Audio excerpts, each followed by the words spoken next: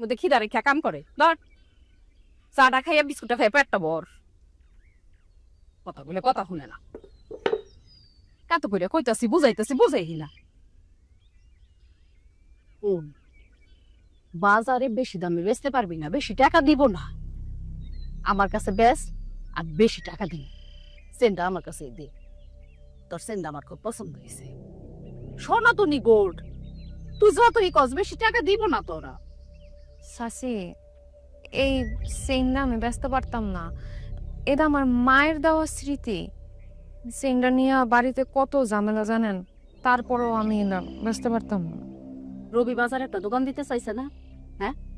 তাইলে তুই যদি এই চেনটা বেচস তাহলে তোর কত টাকা হইব না? এই টাকাটা দিয়ে একটা দোকান দিতে পারবো না?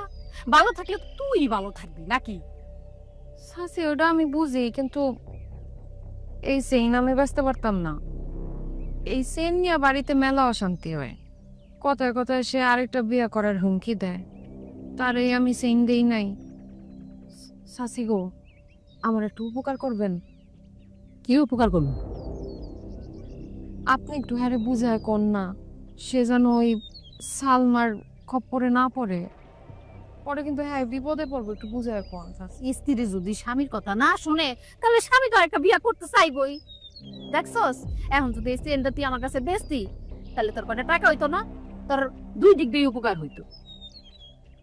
আমার আম্মার স্মৃতি আছে, আমি এই চেইন বেচতে পারতাম না। এই তুই আমার কথা অমান্য করলি, তুই চেয়ারম্যানের বড় কথা অমান্য করলি। চাচি, দুনিয়াতে এত জিনিস থাকতে আমার এই ছোট্ট স্বর্ণের চেইনটার উপরে আপনার কেন নজর পড়লো কন্ত দেহি? এই তুই কিন্তু আমার মুখে মুখে কথা কইতাছস, তুই কিন্তু বেয়াদবি করতাছস। উচিত কথা কইলে সব বেয়াদবি হয়ে যায়। আমার এর চেইন নিয়ে কোনো কথা কইেন না, এটা নিয়ে আমার কথা কইতে ভালো লাগে না।